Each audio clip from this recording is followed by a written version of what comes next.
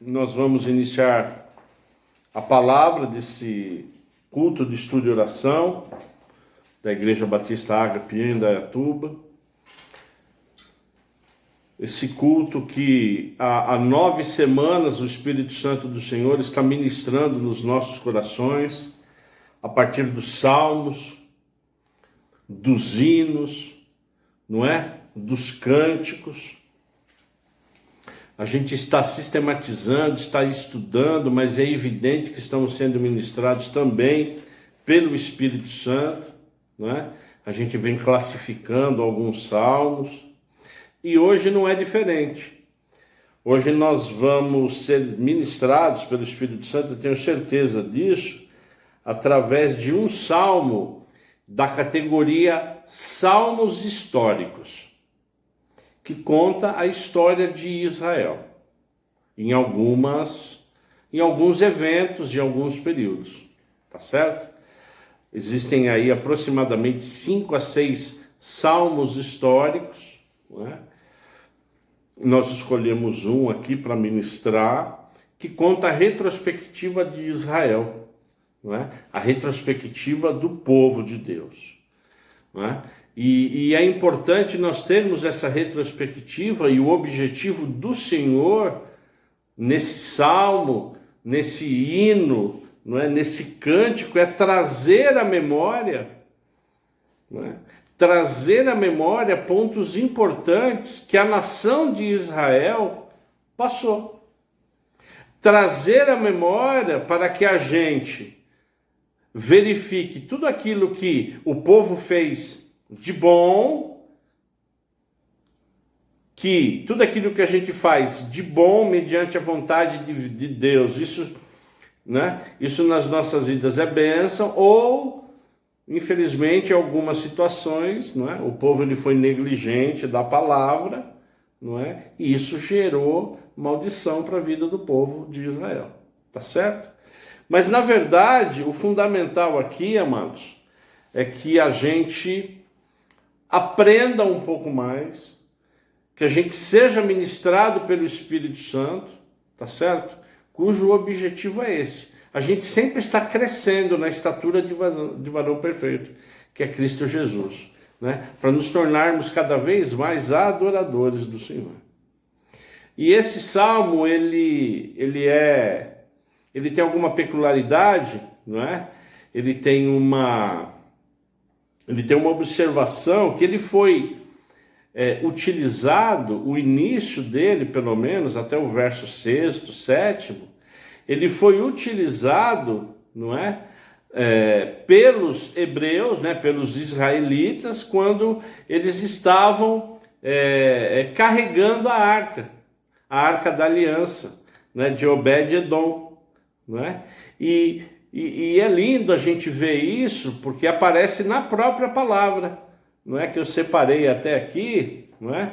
Para compartilhar com você, lá em Crônicas 16, 6, 7, que diz o seguinte: os sacerdotes Benaia e Jaziel estavam continuamente com trombetas diante da arca da aliança de Deus. A arca da aliança, amados, que representava o quê? A presença do próprio Deus. Lá estava o próprio Deus.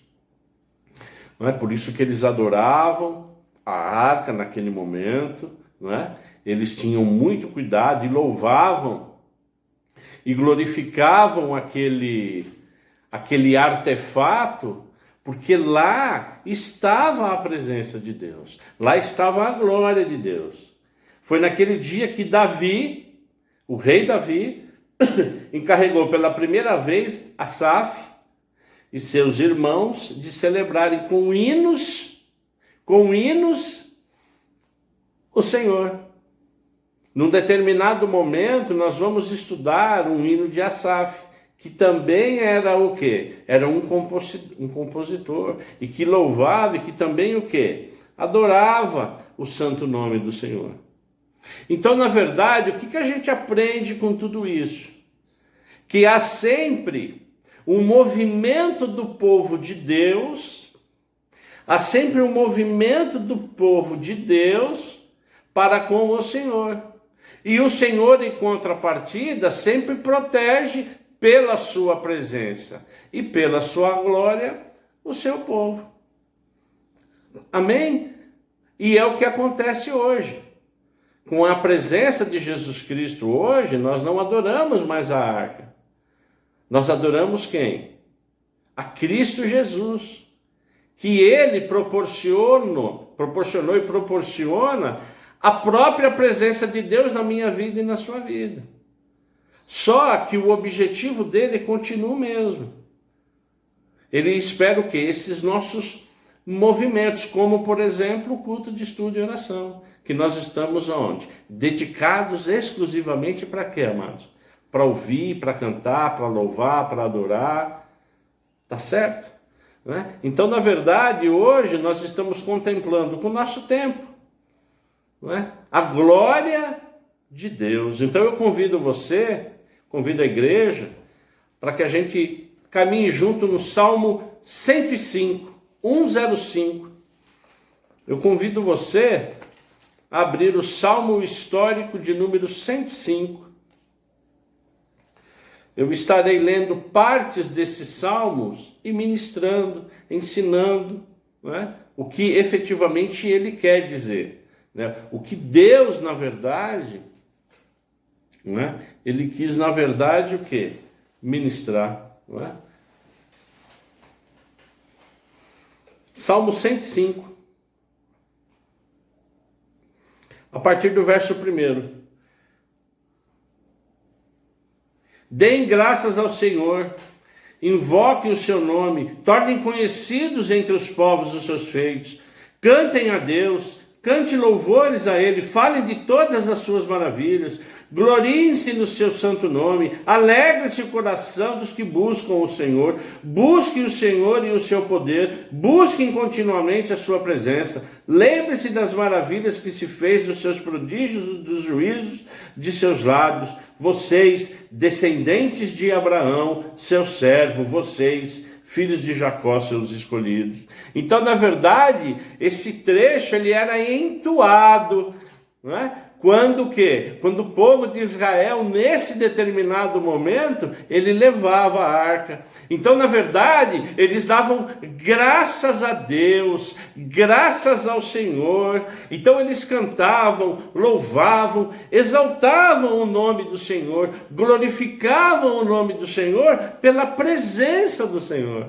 Não é? Então esse cântico é maravilhoso, né? É um cântico, né? que nos aproxima de Deus, e o povo buscava a Deus de uma forma incansável e contínua. Buscavam o quê? A presença, porque a presença de Deus simbolizada na arca, ela é real. Hoje nós não temos a arca, nós temos Deus aonde? Dentro de nós. Amém, igreja? Amém? Então Deus, ele é glorificado e exaltado dentro de nós, todos os dias. Eu não preciso mais glorificar uma arca. Eu glorifico quem? A minha vida. Eu dou graças a Deus por Deus, através do sangue do Cordeiro, ele viver na minha vida. Então eu glorifico a Deus, a presença dele. E nesse momento, esses versos, eles, na verdade, eles nos remetem, igreja, em nome de Jesus. Eu gostaria que o Espírito Santo te remetesse, nesse momento, esquecendo um pouco as nossas necessidades, os nossos anseios, esquecendo um pouco tudo aquilo que às vezes nos traz ansiedade. Eu convido você agora, pelo Espírito Santo, fazer com que você se lembre o quanto você já foi abençoado. O quanto você já foi presenteado por Deus. O simples fato de nós estarmos hoje aqui, igreja, já é um milagre. Um Deus bondoso, misericordioso. É evidente que nós precisamos de mais coisas, temos nossas necessidades, mas nesse momento o Espírito Santo de Deus, ele pede para quê? Para que a gente lembre, traga à memória tudo aquilo que já aconteceu. É importante, amados, a gente lembrar e relembrar os milagres de Deus. Nós temos milagres de Deus nas nossas vidas. Amém? Diga um glória a Deus onde você está. Santificado e exaltado é o nome do Senhor por isso. Amém? E eu quero continuar o Salmo de número 105, agora a partir do verso 7, que diz: Ele é o Senhor nosso Deus, os seus juízos permeiam toda a terra. Lembre-se perpetuamente da sua aliança, da palavra que empenhou para 1000 gerações, da aliança que fez com Abraão, do juramento que fez a Isaque, o qual confirmou a Jacó por decreto e a Israel por aliança perpétua, dizendo: Eu lhe darei a terra de Canaã como porção da sua esperança. Quando eles eram em pequeno número, pouquíssimos e estrangeiros na terra de Canaã, quando andavam de nação em nação, de um reino para outro reino, Deus não permitiu que ninguém os oprimisse, e por amor deles repreendeu reis, dizendo: Não toquem nos meus ungidos, não toquem nos meus ungidos, nem maltratem os meus profetas. Deus tem ciúme de mim, amado. Deus tem ciúme da minha família. Deus tem ciúmes de você. Quando nós servimos verdadeiramente a Deus, a Jesus Cristo, nos colocamos em posição de sentido para o Espírito Santo, orando e o buscando. Quando nós declaramos que o Jesus Cristo é nosso Senhor e Salvador nesse momento, o próprio Deus, Ele nos cerca, Ele nos protege. Ele fala: aqui não, aqui são meus protegidos. Aqui são meus filhos, aqui são meus servos. Porque o nosso Deus é um Deus de promessa, como aconteceu com Abraão. A partir dele, todo o Israel, tudo que é hoje é a Terra Santa, tudo que é hoje os cristãos, que através de Jesus Cristo não houve mais o grego, o romano. O que há hoje, agora, através de Cristo Jesus, são o quê? São os verdadeiros filhos de Deus. É por isso que ele se apresenta agora como o quê? Como um Deus de aliança, como um Deus de promessa. Se Deus tem alguma promessa na sua vida, e presta atenção, se Deus tem alguma promessa na sua vida, Ele vai cumprir, igreja. Em nome de Jesus Cristo, receba isso de cima, receba isso de Deus. Amém, igreja? Se Deus colocou alguma coisa no seu coração, e Ele colocou, em nome de Jesus, receba isso. Ele não te abandonou. Ele continua o mesmo ontem, hoje, sempre. Ele diz assim para os inimigos: não toquem nos meus ungidos, não toquem, porque é comigo e com Ele. Então o nosso assunto é com o Senhor. É só a gente se apropriar disso, igreja, e orar, e buscar, e clamar, porque Deus é contigo, Deus é comigo. E na sequência, a partir do verso 16, Deus fez vir a fome sobre a terra e cortou os meios de se obter o pão. Adiante deles enviou um homem, José, que foi vendido como escravo, e apertaram seus pés com correntes e puseram uma coleira de ferro no seu pescoço, até cumprir a profecia a respeito dele e tê-lo provado a palavra do Senhor.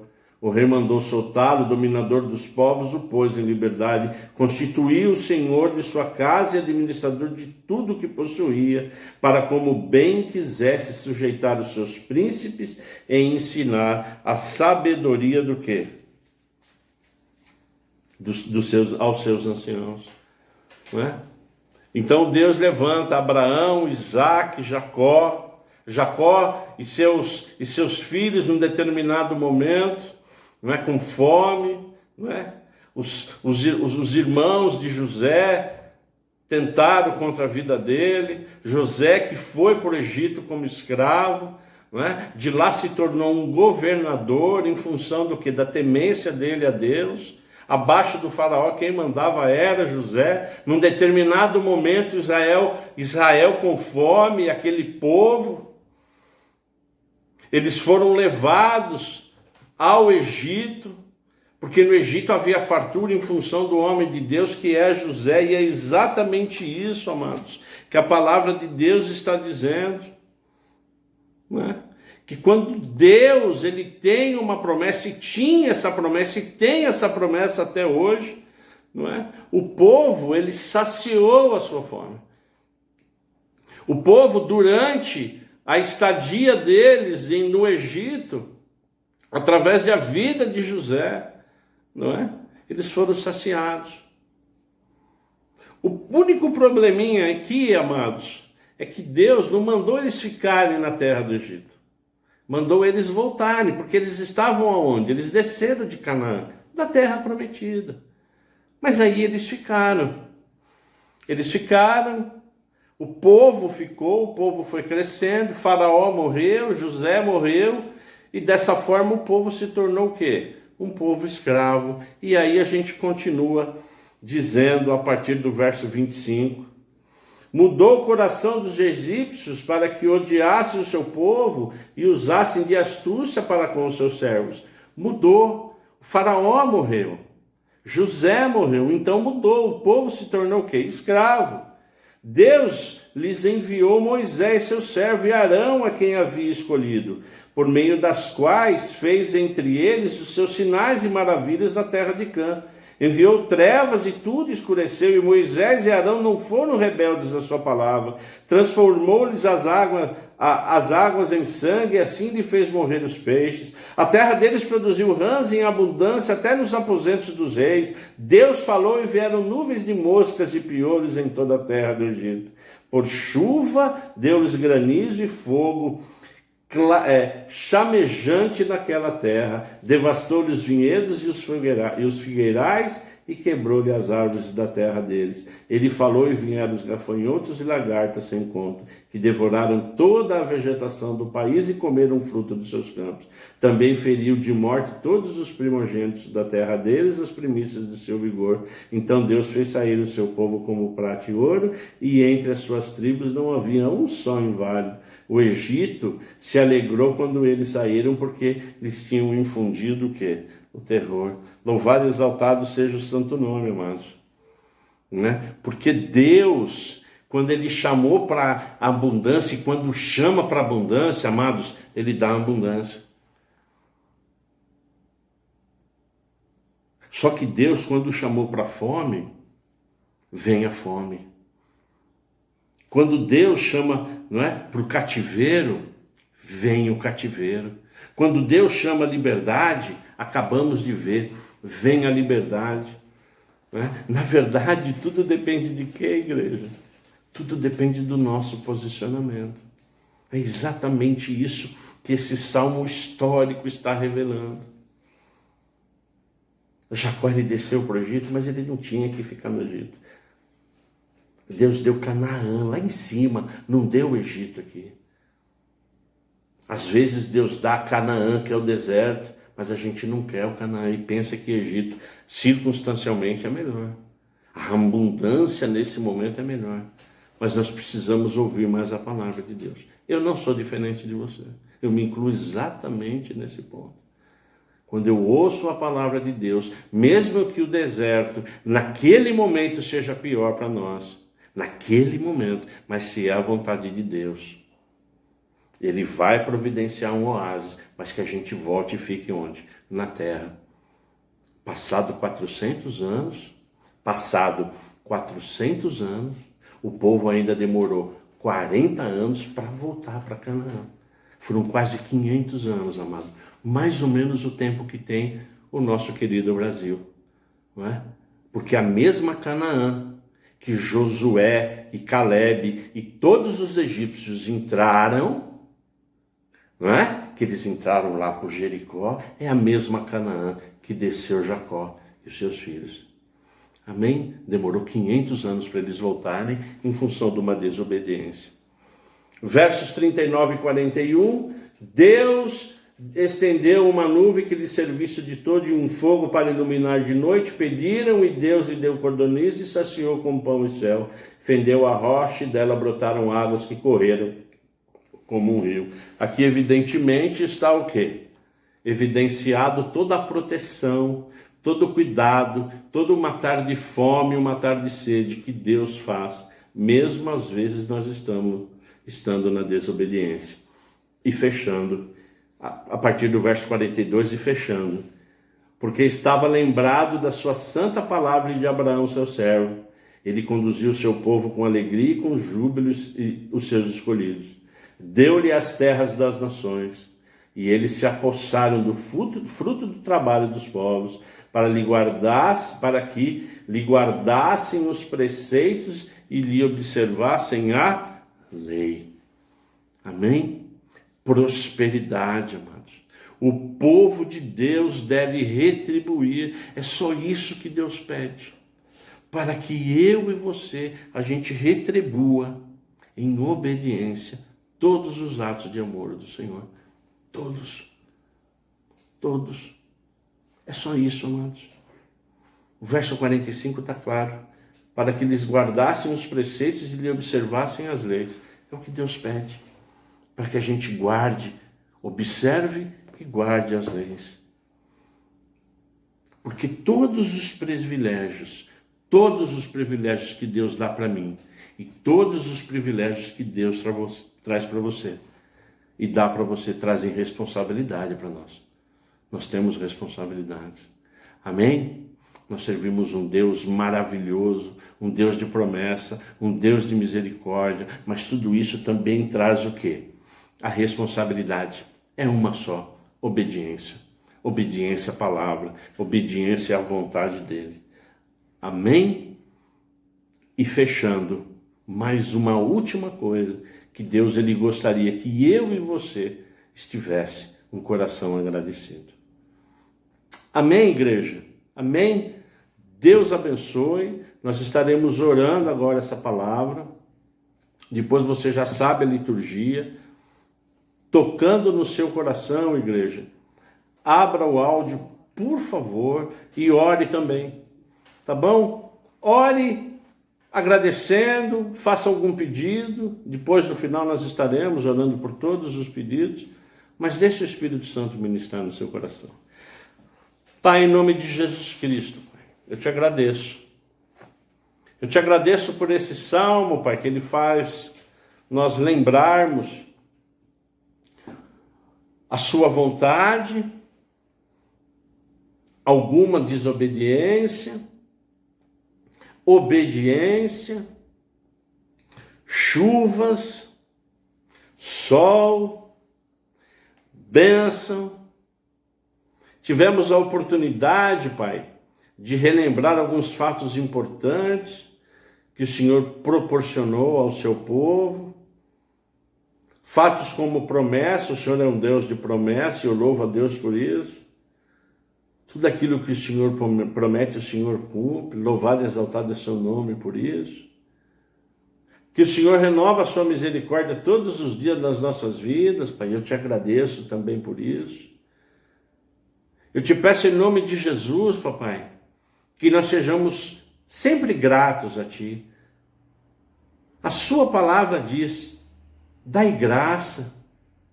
Nós te damos graças. Te damos graças, Pai, pela sua proteção. Continue protegendo em nome de Jesus Cristo a nossa igreja de todo mal, de toda pestilência que caia por terra em nome de Jesus Cristo. Toda aparência de mal na nossa igreja. Todos aqueles que não tiveram, Pai, condições de entrar hoje para te cultuar e para orar, que em nome de Jesus Cristo, o Senhor, pela sua misericórdia, pelo seu Espírito, sopre o Santo Espírito em todos aqueles que congregam, em todos os familiares da Igreja Batista Ágape em Indaiatuba. Eu te peço por isso, Pai. Que o Senhor continue nos transformando a nossa mente e que a gente tenha um coração mais grato a Ti. Eu te agradeço, eu te adoro, obrigado por mais esse salmo, obrigado pelo conhecimento de mais esse salmo, e que o Senhor continue nos abençoando e guardando, em nome de Jesus Cristo. Amém.